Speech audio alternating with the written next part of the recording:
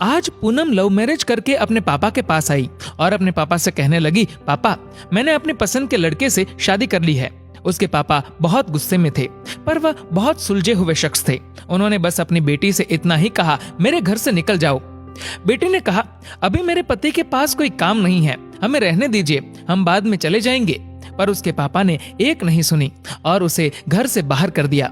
कुछ साल बीत गए। अब पूनम के पापा नहीं रहे और दुर्भाग्यवश जिस लड़के से पूनम ने शादी की थी वह भी उसे धोखा देकर भाग गया। पूनम की एक लड़की और एक लड़का था। पूनम खुद का एक रेस्टोरेंट चला रही थी जिससे उसका जीवन यापन हो रहा था। पूनम को जब यह खबर हुई कि उसके पापा नहीं रहे तो उसने मन में सोचा, अच्छा हुआ मुझे घर से निकाल दिया था, दर दर की ठोकरें खाने के लिए छोड़ दिया था। मेरे पति के छोड़ जाने के बाद भी मुझे घर नहीं बुलाया। मैं तो नहीं जाऊंगी उनकी अंतिम यात्रा में। पर उसके ताऊजी ने कहा कि पूनम हो आओ, जाने वाला शख्स तो चला गया, अब उनसे दुश्मनी कैसी। पूनम ने पहले हाँ ना किया, फिर सोचा चलो हो आती हूँ, देखूं तो जिन्होंने मुझे ठुकराया वह मरने के बाद कैसे सुकून पाते हैं। पूनम जब अपने पापा के घर आई तो सब उनकी अंतिम यात्रा की तैयारी कर रहे थे, पर पूनम को उनके मरने का कोई दुख नहीं था। बस वह अपने ताऊजी के कहने पर आई थी। अब पूनम के पापा की अंतिम यात्रा शुरू हुई। सब रो रहे थे, पर पूनम दूर खड़ी हुई थी। जैसे तैसे सब कार्यक्रम निपट गए। आज पूनम के पापा की 13वीं थी। उसके ताऊजी आए और पूनम के हाथों में एक खत देते हुए उन्होंने पूनम से कहा, ये तुम्हारे पापा ने तुम्हें दिया है, हो सके तो इसे एक बार जरूर पढ़ लेना। रात हो चुकी थी और सारे मेहमान जा चुके थे। पूनम ने वह खत निकाला और पढ़ने लगी। उस खत में सबसे पहले लिखा था, मेरी प्यारी गुड़िया, मुझे मालूम है कि तुम मुझसे नाराज हो, पर अपने पापा को माफ कर देना।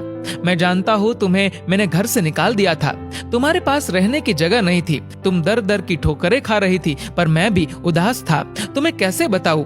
याद है तुम्हें जब तुम 5 साल की थी तब तुम्हारी माँ हमें छोड़कर चली गई थी, तब तुम कितना रोती थी, मेरे बिना सोती नहीं थी, रातों को उठकर रोती थी, तब मैं भी सारी रात तुम्हारे साथ जागता था। तुम जब स्कूल जाने से डरती थी तब मैं भी सारा वक्त तुम्हारे स्कूल की खिड़की पर खड़ा होता था और जैसे ही तुम स्कूल से बाहर आती थी तुम्हें सीने से लगा लेता था। वह कच्चा पक्का खाना याद है जो तुम्हें पसंद नहीं आता था, मैं उसे फेंक कर फिर से तुम्हारे लिए खाना बनाता था ताकि तुम भूखी ना रहो। याद है तुम्हें जब तुम्हें बुखार आता था तो मैं सारा दिन तुम्हारे पास बैठा रहता था, मन ही मन रोता था पर तुम्हें हंसाता था ताकि तुम ना रो, वरना मैं रो पड़ता था।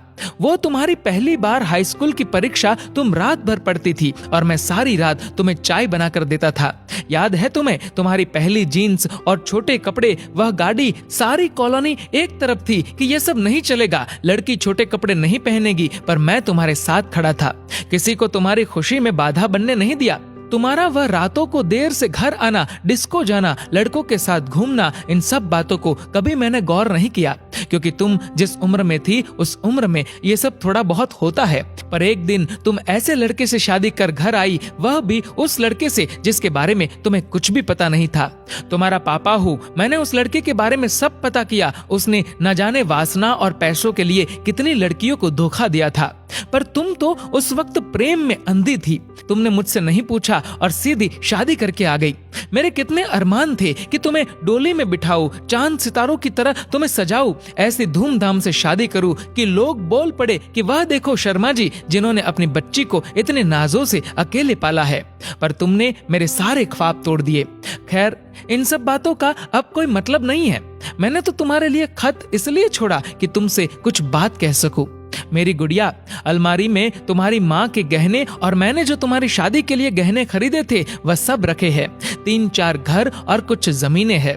मैंने सब तुम्हारे और तुम्हारे बच्चों के नाम कर दिया है।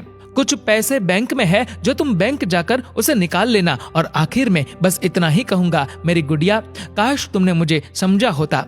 मैं तुम्हारा दुश्मन नहीं था, तुम्हारा पापा था, वह पापा जिसने तुम्हारी माँ के मरने के बाद भी दूसरी शादी नहीं की। लोगों के ताने सुने, गालियां सुनी, न जाने कितने रिश्ते ठुकराए, पर तुम्हें दूसरी माँ से कष्ट ना हो इसलिए खुद की ख्वाहिशें मार दी। अंत में बस इतना ही कहूंगा, मेरी गुड़िया, जिस दिन तुम शादी के जोड़े में घर आई थी ना, तुम्हारा बाप पहली बार टूटा था। तुम्हारी माँ के मरने के वक्त भी उतना नहीं रोया जितना उस वक्त और उस दिन से हर दिन रोया। इसलिए नहीं कि समाज, जात, परिवार, रिश्तेदार क्या कहेंगे, बल्कि इसलिए कि जो मेरी नन्ही सी गुड़िया सुसु तक करने के लिए सारी रात मुझे उठाती थी, पर शादी का फैसला लेते वक्त मुझे एक बार बताना भी जरूरी नहीं समझा। गुड़िया, अब तो तुम भी माँ हो। औलाद का दर्द, खुशी क्या होती है, वो जब दिल तोड़ते हैं तो कैसा लगता है, तुम अब महसूस कर सकती हो। लेकिन मैं ईश्वर से प्रार्थना करूंगा कि तुम्हें कभी भी ये दर्द ना देखना पड़े। एक खराब पिता ही समझकर मुझे माफ कर देना मेरी गुड़िया। तुम्हारे पापा अच्छे नहीं थे जो तुमने उसे इतना बड़ा दर्द दिया। खत यहीं समाप्त करता हूँ, हो सके तो मुझे माफ कर देना। और खत के साथ एक ड्राइंग लगी हुई थी जो खुद कभी पूनम ने बचपन में बनाई थी, और उसमें लिखा था, आई लव यू मेरे पापा। इतने में उसके ताऊजी आ गए। पूनम ने उन्हें रोते रोते सब बताया, पर एक बात उसके ताऊजी ने बताई। उसके ताऊजी ने कहा, पूनम, वो जो तुम्हें रेस्टोरेंट खोलने और घर खरीदने के पैसे मैंने दिए थे, वह मेरे नहीं थे, बल्कि तुम्हारे पिताजी ने मुझसे तुम्हें दिलवाए थे। क्योंकि औलाद चाहे कितनी भी बुरी क्यों ना हो, माँ बाप कभी बुरे नहीं होते। औलाद चाहे माँ बाप को छोड़ दे, माँ बाप मरने के बाद भी बच्चों को दुआ देते हैं। दोस्तों, पूनम के पापा को सुकून मिलेगा या नहीं मुझे नहीं पता, पर उस खत को पढ़ने के बाद शायद सारी जिंदगी पूनम को सुकून नहीं मिलेगा। आखिर में बस इतना ही कहूंगा कि लव मैरिज करना कोई गलत बात नहीं है, पर यदि इसमें आप अपने माताजी, पिताजी को शामिल कर ले तो अच्छा रहेगा। क्योंकि पत्थर से पानी निकल जाता है, वह तो माँ बाप है ना, कब तक नहीं मानेंगे। हर पिता की एक इच्छा होती है अपनी बेटी को अपने हाथों से डोली में विदा करने की। हो सके तो उसे एक सपना मत रहने दीजिए और सदैव अपने माता पिता का आदर करे। दोस्तों, इस वीडियो को लेकर आपकी क्या राय है, नीचे कमेंट करके जरूर बताएगा। और अगर आपको ये वीडियो अच्छा लगा हो तो इस वीडियो को लाइक करेगा, शेयर करेगा ज्यादा से ज्यादा लोगों तक। और ऐसी ही और भी इंस्पिरेशनल वीडियोस के लिए सब्सक्राइब करें हमारे यूट्यूब चैनल को और फेसबुक पर फॉलो करें हमारे पेज को। धन्यवाद।